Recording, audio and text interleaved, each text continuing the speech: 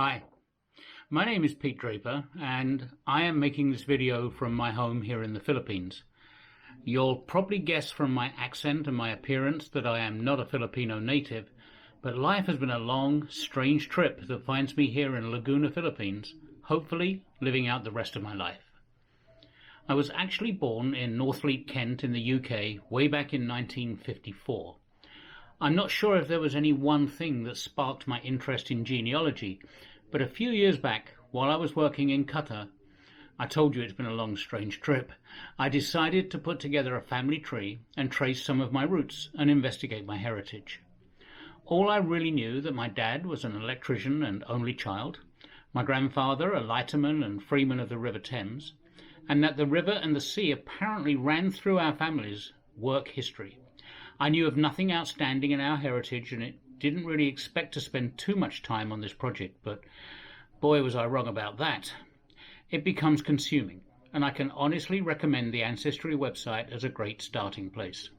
Anyway, while delving into the records that are online, I found a relative that I should have heard about, a brother to my grandfather who died at the age of 40, and yet I had never heard of him. I knew my grandfather's other siblings very well, but nobody had ever told me about a fourth. So let's put a pin in that, hold that thought, and I hope I can keep your interest while I explain how I came to find out more about this mystery uncle and also more about my grandfather than I ever imagined. The term that my grandfather, Hardy George Draper, used to describe our family was ordinary blokes. I distinctly remember walking with him when I was about 6 or 7 years old and asking all those annoying questions that kids ask, and him telling me that we were just a family of ordinary blokes. It's taken me about 60 years to find out that was wrong. To put things in context, I'll give a very short genealogy history, starting with me, an only child born in 1954 to George Richard Clemwood Draper and Rita Margaret Draper, née Phillips. My father was the only son of Hardy George Alfred Draper, my grandfather, and Julia Draper, née Blake, and my grandfather was one of 4 siblings. 3 of them I knew very well. My great-uncle Jim and great-aunt Ruth were well known to me. I visited with them quite often, and my grandfather, who just went by George as he really didn't care for the nautical Hardy name, was a major figure in my upbringing. My mother had many health issues and died in her early 40s. And my grandparents spent a lot of time looking after me, and both were major figures in my life. My grandfather took me to my first movie, which was actually Ben-Hur. Not actually suitable for a 4-year-old, but it did ignite a passion for cinema within me, even at that age. He taught me how to tie a lot of knots, as he was a lighterman and freeman of the River Thames, and he inspired inquiry, as he was never one to simply follow a normal path. But mostly all I remember of him in his healthy years is a gentle and funny man. A humble, pipe-smoking, beer-drinking gentleman. That was probably the best way to describe him, a gentleman. And he answered the inquiry of a curious 6-year-old who asked about our family with the phrase, we're just ordinary blokes. So, a few years ago, realizing that as they had all passed away, I was at the top of that family tree, I decided to use the website Ancestry.com to create an online family tree. Going through census records, I discovered a 4th sibling, a Henry W. Draper, born 2 years after my grandfather in 1904. I had never heard of him, nobody had ever told me about my Uncle Henry, and I had to assume that he was dead due to his birth date, but I had absolutely no information about him at all. So I set him up on the family tree with just a generic placeholder and carried on researching other family members. I will jump ahead now to September 2019, and will fill in the details later. But this was the moment of realization that maybe they weren't just ordinary blokes, and that there was a lot more for me to discover about my family. I was sitting in my apartment in Doha, Qatar, going through the Ancestry site, when I received this message from a gentleman called Andy Donkin. Hi, I am writing with respect to the Henry William Draper whom appears on your tree, that died aboard the Empire Wold in November 1944. The link I am investigating is for my mother-in-law, whom never knew her father, and her mother died when she was 18. All she knows about her father is he was a sailor called Harry Draper, whom died before she was born. when his ship was presumed torpedoed by a U-boat. My mother-in-law Hilda was born in March 1945, which gives a window for his death of June 1944 to February 1945. Hilda says at the time her mother and Harry were engaged to be married, and she wore a ring for the remainder of her life. Her mother used to have a telegram that was sent to her to inform of Harry's fate, but over the years that has disappeared. The relationship probably took place in Grimsby, but may have been elsewhere. As you can see, there are lots of facts that fit in with what we know, and looking at the crew photo of the Empire Wold, Henry did go by the name Harry. Is there anything you can add to either support or dismiss this theory? As I'm sure you can imagine, looking up Harry Draper, who died between June 44 and March 45 in a Second World War suspected U-boat attack, doesn't bring up too many results, and this looks like the most plausible. Hoping you can help and appreciate any response, Andy Donkin. This was a revelation to me. Suddenly, Henry William Draper went from being a generic placeholder on my family tree to a potential war hero. Even more exciting, he may have extended the branch of our family tree to the north of England, and I may have had living relatives that I had never heard of nor met before. I responded, of course, and Andy and I struck up a friendship rooted in the discovery of our ancestors. Unfortunately, I have nobody on the Draper side of this tree to ask. There is a possibility that at the time of writing this, my great-uncle Jim's son Robert is still alive. I tried to find him, including sending EMS mail to the last known address, but I've never received a response. My stepmother, Gwen Draper, died in 2016, and my stepbrother Robert was in charge of settling the estate. This took some time, of course, and as I was living in Qatar, I had no access to any of the physical assets and family mementos. In fact, it took 3 years for me to acquire those that were left to me, as Robert took them to my daughter in Kent, and she was waiting for me to visit from Qatar to hand them over to me. Robert had told me there was a lot of old photos and some medals, but I had no details. I did get these things just before Andy's message came, and once back in Doha, I had started to go through them. I tied the medals, the telegram, and a picture to Henry William Draper, but still had no concrete information about him, and there was a great many photos and documents to go through, so I put them to one side to investigate later. I entered the date of Harry's death onto the ancestry tree and put everything temporarily to one side. It was Andy's message that sparked the interest again. And so, with nobody to ask about the revelations in Andy's message, I consulted with him. I searched war records, census records, and the thousands of documents available on Ancestry. I searched new records for the Empire Wold and traced its path to help understand the connection to the north of England. And always in the back of my mind was this one nagging question. Why had nobody ever told me about this man? How could there be a war hero in the family that nobody had bragged about, honoured, and entered into family history with pride? Why were his medals stuffed in a box and not displayed? I think we may have the answer to that question, and those of us of a certain age will probably have worked it out by now, but let's consider it in full a little later. Harry Draper, I will refer to him only as Harry from now on, was born in Northfleet, Kent in 1904, just 2 years after my grandfather.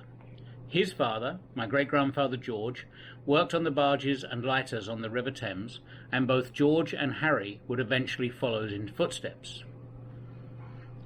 I am sure that they both went to Dover Road School, as did I for a very short while, which is just a short walk from the family home. Assuming the admission age was 5, they would have enrolled in 1907 and 1909, and would have been 12 and 10 years old at the outbreak of World War I. During my research, I found out that George, my unassuming ordinary bloke grandfather, ran away at the age of 13 to join the army and fight in World War I. He was 13, and the army kept him for 20 days before realizing his age and discharging him back into the care of his parents. His medical and army records are online. He was a runt, 5'4" tall and weighing 112 pounds. But between his determination to fight for his country and the army's desperation for more men, he bluffed his way through for almost 3 weeks. I remember him telling me once that he was too young for World War I and too old for World War II. I had thought that he had been grateful for that, but it appears it was an expression of disappointment. I mention this because a couple of reasons. One may be summarized by the old axiom, still waters run deep. There was more to this man than I ever knew. But also, I like to think what effect this had on his younger brother, who at 11 years of age saw his brother try to join up for war. Did they conspire? Was Harry inspired by his older brother? I can only guess at the answers to these questions, but I like to think that it may have ignited a spark in Harry that would come to full fruition during the next great conflict, and some 27 years later. Both Harry and George apprenticed to their father on November the 30th, 1920. Harry would be 16 and George 18. I have no idea what they did between George's return from the army and then. I used to have a letter that was written by George to his mother while serving aboard a ship dated around the end of World War I. It was, sadly, lost in one of my many moves. He would have been about 16 and out in international waters. In his later years, he would sometimes tell me stories of being aboard a vessel with a large Chinese crew. He mentioned their one-string fiddles and stories of exotic foods, but he was suffering from a form of dementia and barely able to remember his family members, though he had a lot of old memories of seafaring. However, at the age of 18, we know that both he and Harry apprenticed on the Thames, and they were freed from that apprenticeship 5 years later and were freemen of the river. I know that my grandfather worked for the Associated Portland Cement Company, which was often called the Blue Circle, for many years. I have his long service award and retirement photos. But my feeling about Harry is that he was a little less company loyal and worked as a lighterman and bargeman for hire. In fact, in the 1939 census, he was listed as a stevedore rather than a waterman. But as World War II developed, I am sure that they both continued their work on the Thames, bringing in supplies and foodstuffs for a beleaguered population. My grandfather, already married for 13 years and with a teenage son, probably angry that he was considered too old to fight, and Harry, a 30-year-old bachelor, wondering how he could better serve. His chance would come when the rescue tug service was ramped up during the war, and Harry signed up to become a tatty lad. Named after a program to boost the service and recruit more members, the rescue tug service was bringing in experienced but non-military tug crews to become members of the Merchant Marine Service and to venture into dangerous waters to rescue vessels that had been attacked by enemy boats and planes. Most vessels were armed and had a minimum 2 Royal Navy crew aboard as well. However, the Empire Wold had 9, but they were defensively armed. Their mission was to salvage precious cargo, to save vessels by towing them into safe harbour, and to rescue the crew. To do this, they were sent into horrendous conditions, both in terms of weather and sea conditions, and with the knowledge that whomever had attacked the vessel was probably trying to attack them. The crew that was serving alongside Harry when he died were all from the Gravesend and Northfleet area. I still have some minor contact with distant relatives of theirs, and I like to think that they signed up as an existing tug crew in 1942 to serve their country and aid the war effort.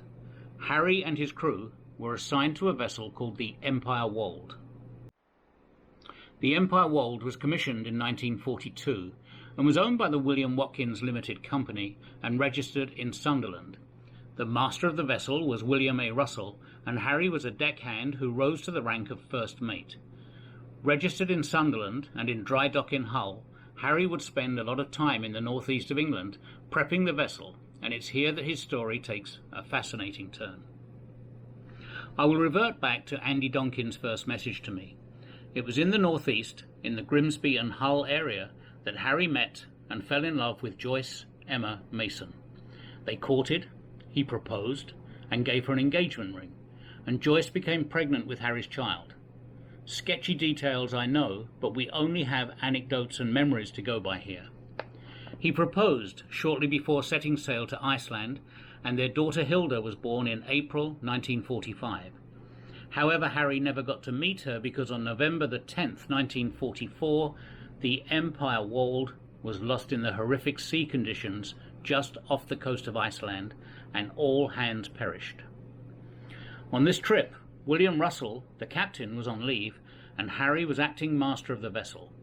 Although the ship's log was lost with the tug, we know from accounts that are outlined in a couple of publications that the Empire Wold, under Harry's command, was sent to the aid of the SS Shervan that had been torpedoed by a Japanese U-300 boat.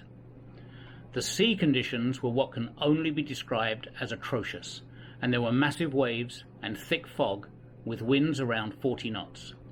Radio communication was non-existent, and in the days long before GPS, all navigation was by compass.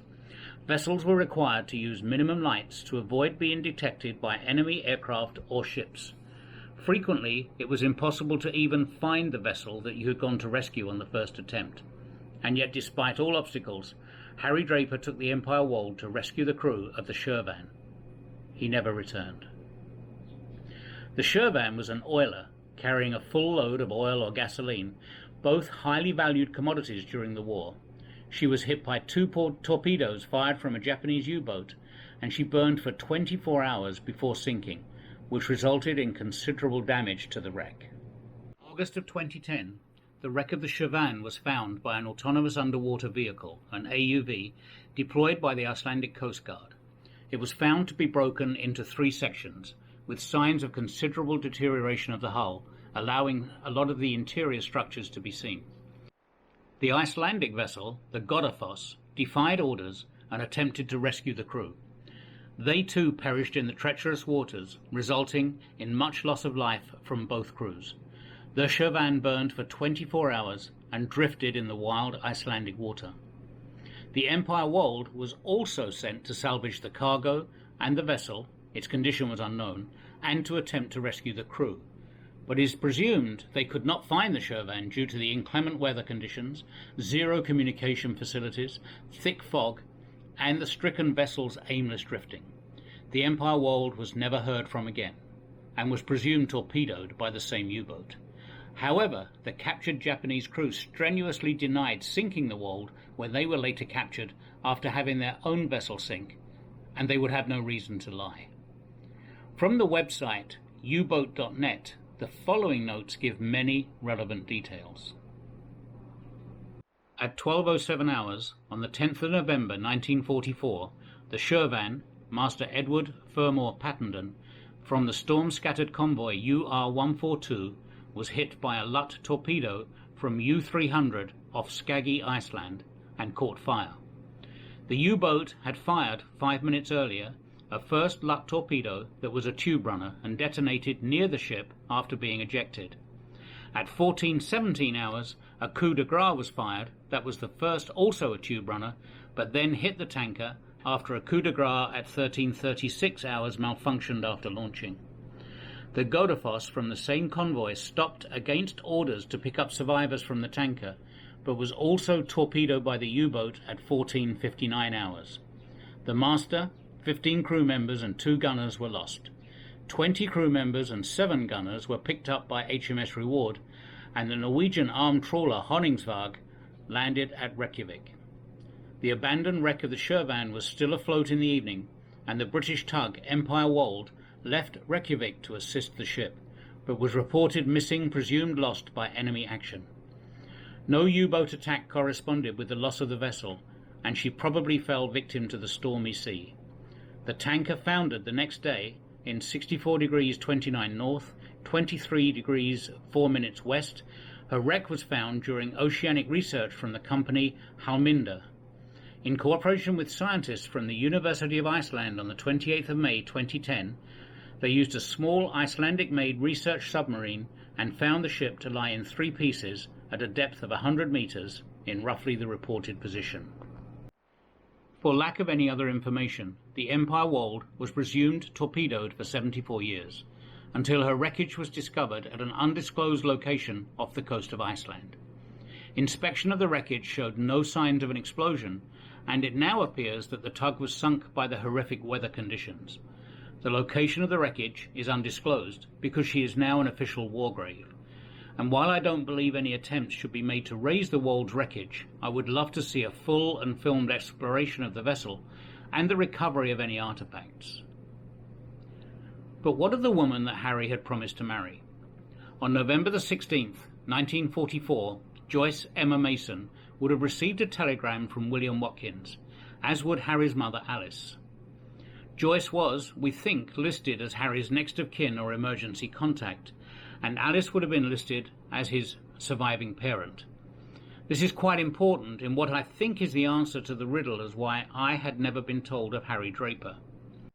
In April 1945, Hilda Mason came into the world, the illegitimate daughter of Henry William Harry Draper and Joyce Emma Mason.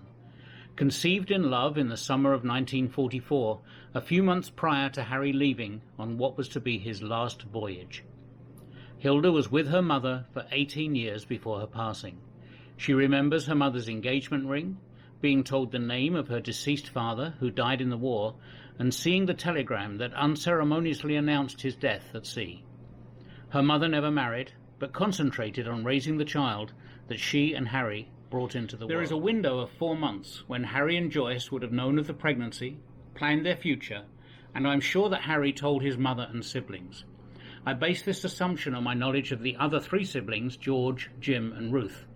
All were blunt, honest people who spoke their mind and used few, if any, filters between what was on their minds and what came out of their mouths, a trait that people who know me will attest that I have inherited. This was in 1944, and moral standards were way more complicated than we now hold in the 21st century. Harry would almost certainly have been disowned for having a child out of wedlock, and would have taken the step of listing his fiancée Joyce as his emergency contact, rather than a mother that had presumably disowned him. For Alice, the sorrow over his passing and the pride in his service would have been overshadowed by the shame of having an illegitimate child. Thus his medals were passed to my father and then to me, wrapped in paper, buried in a suitcase full of old family photos, and his memory buried in time. I can't tell you how proud I am of him and his service, and the citation and medals are being displayed in my house here in the Philippines. To further round out the story, my wife and I travelled from Qatar to the UK to meet my new cousin Hilda. On the way, we stopped by the Tower of London, and just across the street is a memorial to the merchant sailors lost at sea in the Great Wars. There, on a plaque, we found Harry and his crew listed. After taking a few photos, I sat there for a while and took in the enormity of his sacrifice and reflected on what could possibly make a family disown a war hero just for the sake of a child conceived in love but out of wedlock. After that, we took the train to Grimsby and met up with the new to me family. There was and is no doubt in my mind that we are related. We had a wonderful visit with my newly discovered first cousin once removed, Hilda, her husband Johnny, her daughter Helen, and of course her husband Andy Donkin, without whom I would never have discovered any of this history nor met my new family members. I'm still researching, but records are scarce, viable sources are mostly deceased, and as time rolls on, evidence becomes harder to obtain. But one thing is certain, William Henry Harry Draper is back in the Draper history rolls. His achievement and sacrifice are honoured, and my newly discovered family are welcomed into my life.